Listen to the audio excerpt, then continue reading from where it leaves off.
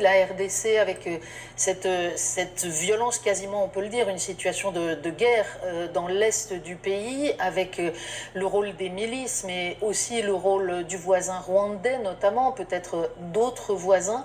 Vous déploriez encore il y a quelques jours que, au plan international, le peuple de RDC soit abandonné à son sort. Oui, et je le redis encore, quand je vois le sort de mon pays, le sort de mon peuple, je pense tout de suite à l'expérience de cet homme arrêté par des bandits, tabassé, roué de coups et abandonné au bord de la route. Et tout le monde passe à côté, mais on le regarde et puis on tourne le regard, jusqu'à ce que ce soit un Samaritain qui est venu à son aide.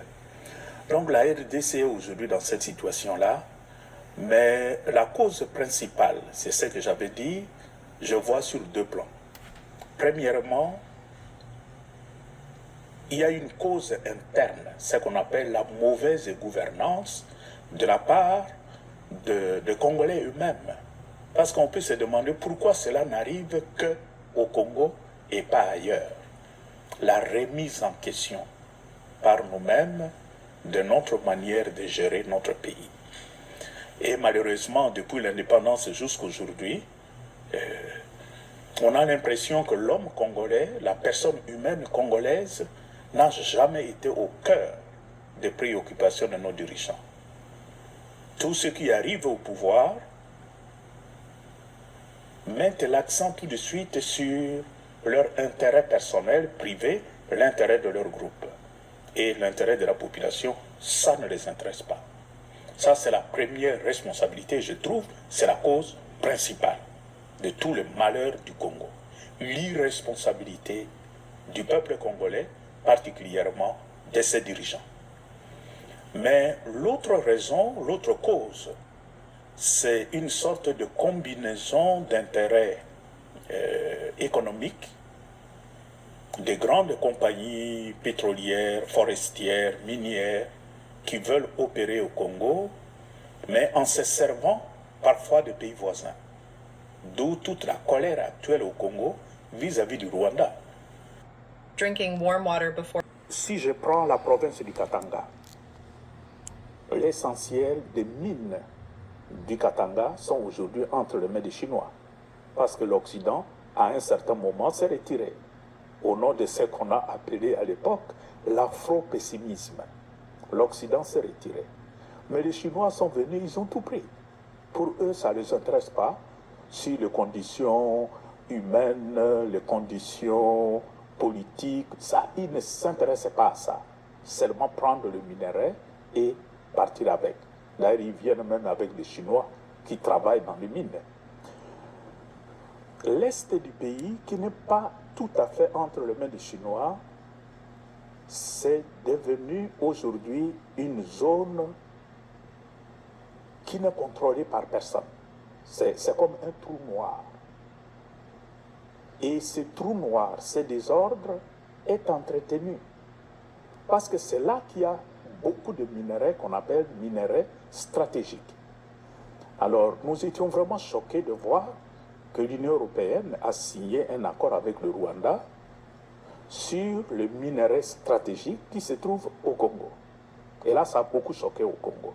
Même si derrière cet accord, il y avait la volonté de veiller à la traçabilité de ces minerais, etc.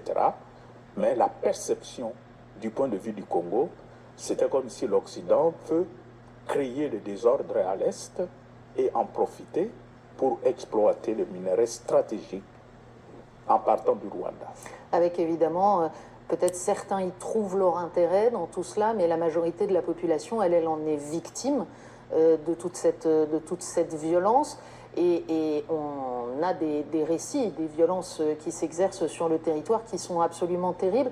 Je voudrais vous faire réagir sur un point particulier d'actualité, Éminence. Le gouvernement congolais vient d'annoncer que la peine de mort sera de nouveau appliquée dans le pays pour les traîtres.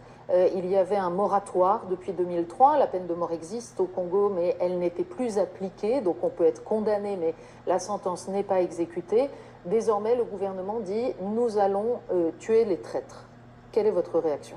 Ben, c'est un pas en arrière. Je ne trouve pas qu'un gouvernement vraiment responsable puisse lever une telle option pour punir des gens qu'on appellerait des traîtres. Premièrement, la notion de traître. Nous devons d'abord nous mettre d'accord sur ce que cela signifie. Et quand je prends la réalité de chez nous au Congo, mais les grands traîtres à la patrie, ce sont justement ceux qui sont au pouvoir. Dès lors qu'ils ne servent pas l'intérêt du peuple, mais c'est eux qu'on doit commencer à considérer comme des traîtres, parce qu'ils n'assument pas le rôle pour lequel ils ont reçu des charges, c'est-à-dire service à la population. Je ne souhaiterais pas qu'on profite d'une notion floue de traître pour des règlements des comptes sur le plan politique. On vous reproche parfois, Éminence, la force de votre parole, y compris sur la question politique, y compris au moment des élections. Certains trouvent que vous vous mêlez trop du débat politique. Qu'est-ce que vous avez envie de leur répondre? Ben, je dis toujours l'Église catholique et surtout le cardinal n'est pas neutre. Et Jésus-Christ n'était pas neutre. Sur cette question-là, la classe politique aurait aimé voir l'Église catholique ou le cardinal du Congo garder une attitude de neutralité par rapport à leurs actions. Mais si l'Église catholique arrive à ça, c'est que l'Église a pris position pour le puissant contre le petit. Or, nous avons levé l'option d'accompagner notre peuple dans sa quête d'un peu plus de dignité. Et naturellement, notre prise de parole, notre prise de position agace ceux qui font souffrir le peuple. Lorsqu'il y a eu le synode pour l'Afrique, puis l'exhortation finale de ce synode signé par Benoît XVI, Africae Munus, il était écrit que le chemin pour l'Afrique et la participation de l'Église était au service de la réconciliation, de la justice et de la paix. Est-ce que c'est encore aujourd'hui l'essentiel, l'axe principal dans lequel l'Église doit s'avancer? C'est le travail que l'Église fait en Afrique, de façon générale. Malheureusement, les conflits sont un peu partout et des fois, vous ne savez pas par où commencer. Dans certains pays, l'Église catholique est une minorité, de telle sorte que son poids social est à peine remarquable. Mais au niveau de l'Afrique centrale, l'Afrique du Grand Lac, c'est aussi dans cette partie d'Afrique qu'il y a un grand taux de concentration des catholiques. Le Congo, le Rwanda, le Burundi, c'est là qu'il y a plus de catholiques. Mais c'est aussi là qu'il y a de gros défis.